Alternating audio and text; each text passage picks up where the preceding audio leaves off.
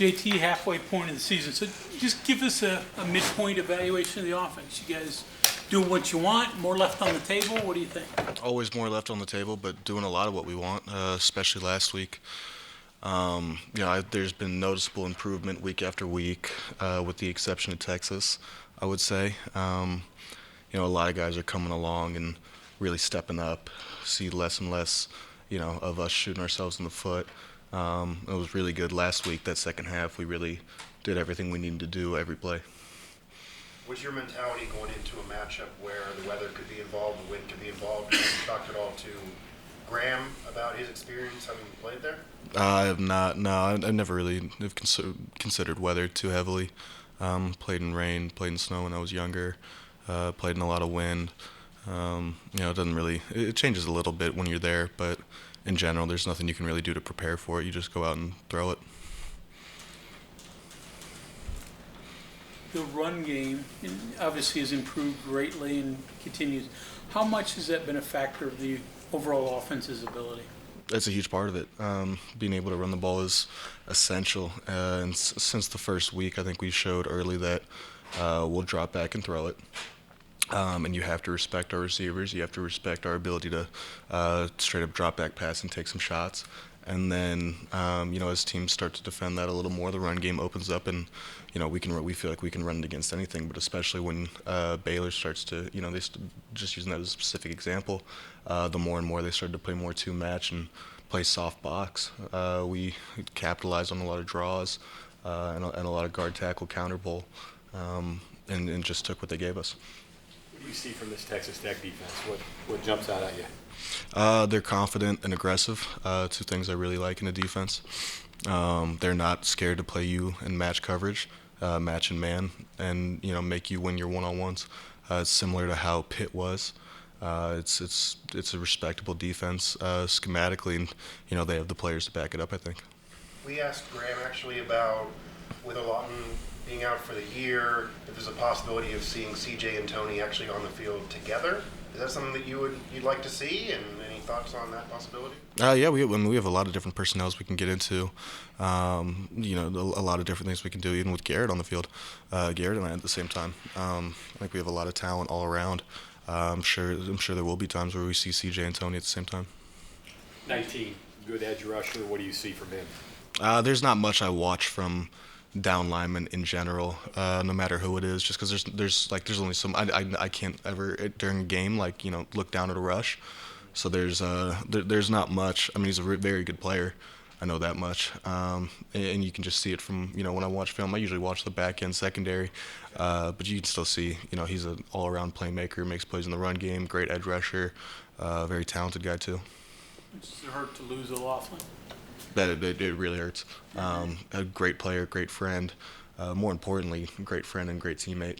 But on the field, a guy that's had 3 ACLs you just hate to see it.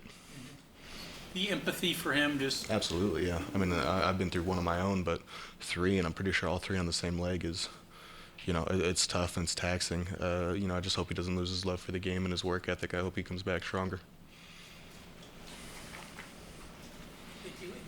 What are the 3 or 4 most important traits a quarterback has to have, has to have to be successful? And I'm not talking about, simply like a strong arm or something like that. Personality traits, maybe.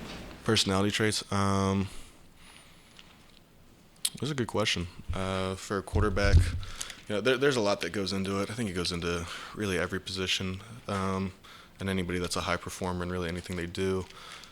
Quarterback specifically, I think confidence is probably the number one thing, which confidence is earned through preparation, in my opinion. I'd say fearless, not just in terms of taking a hit, but you'll throw picks, you'll make bad decisions, you'll miss game winners in your life, you'll throw game-losing picks. It's going to happen. To be a consistent performer as a quarterback, you have to be fearless. No matter if you threw 3 picks in a row on the last 3 passes, you have to be, quick memory, and just get over it and keep throwing, making the right decision. And if the right decision is that you got to rip one in there, you got to rip one in there, no matter what happened the plays before.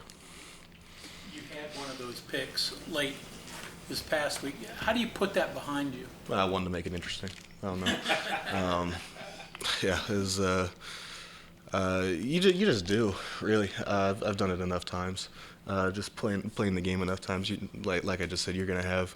Like I've thrown some game winners and I've thrown some game losers. And no matter what, like props to the defense, they absolutely stood up and made huge stops when they needed to in critical times. To me, I really don't think twice of it anymore. Like I've talked about it before, I treat every time you get on the field as its own individual scenario. So like after that, I'm like, this situation is tie ball game with 1:40 and 3 timeouts left. We got to get into field goal position at a minimum, keep the ball in our hands, and try and take off as much time as we can to score, and that's what we did. When you studied that play, what happened there? What caused the interception? I was being stupid. Yeah, it's 4-minute drill.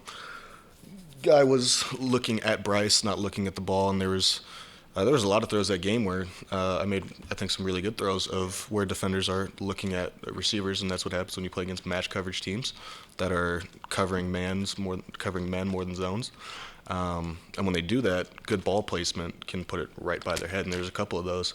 That wasn't one of them, unfortunately. When you were younger, I'm sorry. A couple weeks ago after the Texas game, Coach was pretty hard on the receivers for drop passes and fundamental stuff. A week later, after the Baylor game, he obviously praised them for the effort.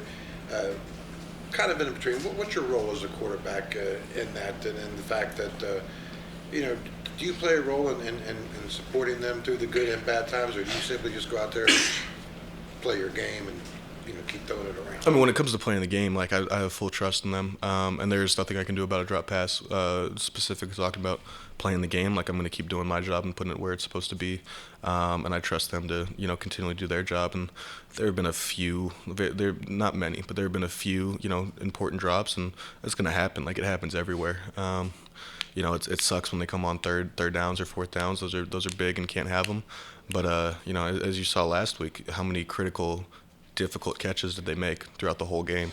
I think they're just unlucky. Had a few of them in a few key times, and then I think they've done a great job to make it happen less and less. And last week they were incredible. You talk a lot with them, though. I mean, I kind of. Yeah, there's just nothing you can say about drops. Like I talk with them all the time on what I see this week and how we're gonna throw fade balls, how each guy's gonna get the ball. I'm involved heavily in all of that. But when it comes to drops, you can't say anything about that. Any carryover from the Baylor to Texas Tech in terms of what they do schematically? I know they have a star listed in their 2 deep there. Is there any similarities there? I mean, both teams will match more than true zone drop, I guess. Texas Tech will zone drop a little more than Baylor, who surprisingly Baylor zone dropped a lot more against us than played a true match. But not huge. Baylor's based more out of 2 high. I think Texas Tech a little more multiple, plays a lot more 1 high. Knowing how much they like to pressure and play man, does that, I guess, add an element of excitement with your receivers knowing opportunities are going to be there? Yeah, and I mean, we try and create opportunities every week first, no matter what we see for receivers. But Price and KP are definitely great one-on-one, fade stop runners. So I'm sure they love any time they can get one-on-one in the boundary. You said at the beginning that every offense can get better. Specifically for you guys, what's your next step? Do you think? That's a good question. Because I think we've done a lot of things really well. I'm not positive what our third down conversion rate is, but third down is a critical stat. We could be more explosive. Like the top 6 stats that are most predicting of wins is turnovers, explosives, third down success, red zone success, lost yardage plays, and off-schedule throws. So those are 6 areas that I personally am always trying to improve our offense in. I think we do a great job with lost yardage plays. I think we've been good on third down. We could score more touchdowns in the red zone and not take 3, and we could be a little more explosive. 50% on third down, that's pretty good. That's really good. So, yeah. You get a lot of snaps, shotgun, just really quick stuff, and you're kind of like in a box over and over. You guys have rolled out a bunch the last 2 games. How do you feel about that, and how much different was those? Because it seems like you're moving the pictures, and you got to get reset again, and it just seems like it's complicated to watch. I don't know how it is to execute. You're just talking about movements in general, just a higher Really difficult. higher frequency of them, or And whatever you think changes, and that's maybe a challenge, or maybe I like moving pockets and just adding more elements to it. It doesn't take much for an offense to, because we've always had them. Everybody has a couple of base movements. They're not difficult for an offense to do, but they add a lot more for a defense to think about. The more you have them in. So it's good to, try and move pocket. You help protect your run game and help protect free edges. And then if you can get the ball to playmakers' hands quick and easy, it's a great part of the offense. Great to have, a few of them a game that are easy completions and hopefully, just get you to 2nd and 5.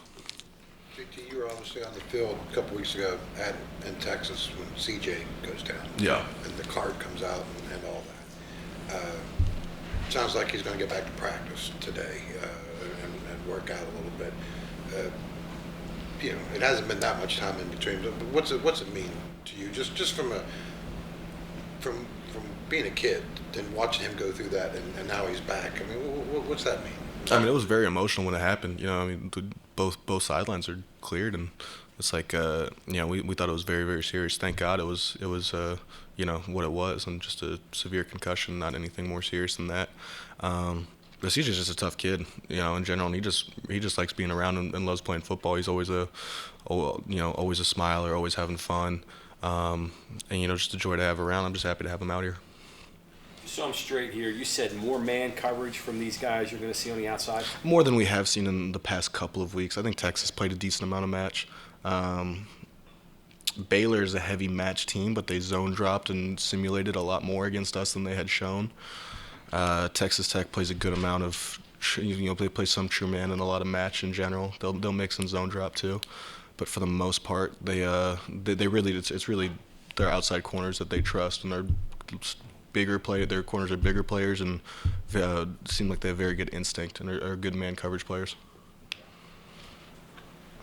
How do you feel about catching passes if you're going to line up a receiver? I hope they let me get one. That'd be fun. Okay, anything else for JT? Thank you very much, sir. Good.